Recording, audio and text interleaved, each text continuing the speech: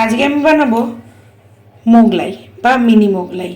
Mini Mughlai বানানোর জন্য প্রথমে আমরা যেভাবে লুচির বানানোর জন্য ময়াম দিই, ঠিক সেই রকমভাবে ময়াম দিয়ে আমি এখানে লেচি কেটে নিয়েছি।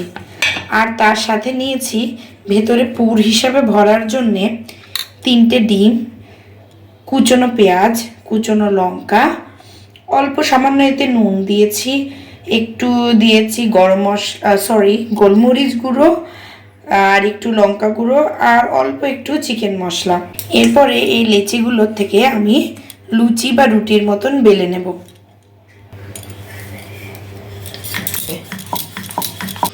এবার আমি এটার ভেতরে পুরটা ভরে নেব। এবার সাইডগুলো বন্ধ করে দিতে হবে।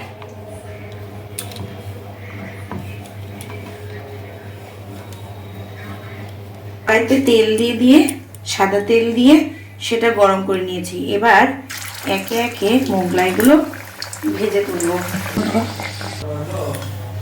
তো আমাদের প্রথম মিনি মোগলাইটা ভাজা হয়ে গেছে এবং এটা এখন আমরা তুলে নেব। এই করে এক এক করে আমরা বাকি মোগলাইগুলো ভেজে নেব। তো আমার মোগলাই বানানো রেডি। সাথে দিয়ে দিয়েছি একটু কুচনো শসা আর কুচনো পেঁয়াজ স্যালাড হিসাবে। এটা অপশনাল, তোমরা চাইলে দিতেও পারো, নাও দিতে পারো।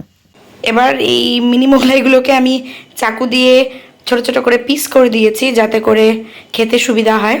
এবার এর অনেস্ট রিভিউ নেব আমি আমার সব থেকে বড় ক্রিটিকের কাছ থেকে। অনেস্ট রিভিউটা জানতে চাই। খুব সুন্দর হয়েছে।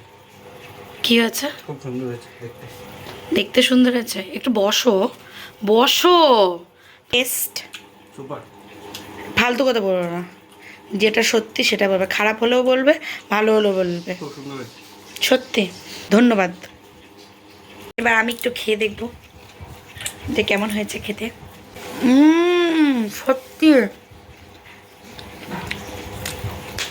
ভালো হচ্ছে খেতে, সত্যি ভালো হচ্ছে খেতে। তোমরা একদিন বাড়িতে বানিও, ট্রাই করে দেখো কেমন হলো খেতে, আর আমাকে অবশ্যই জানিও। Bye bye.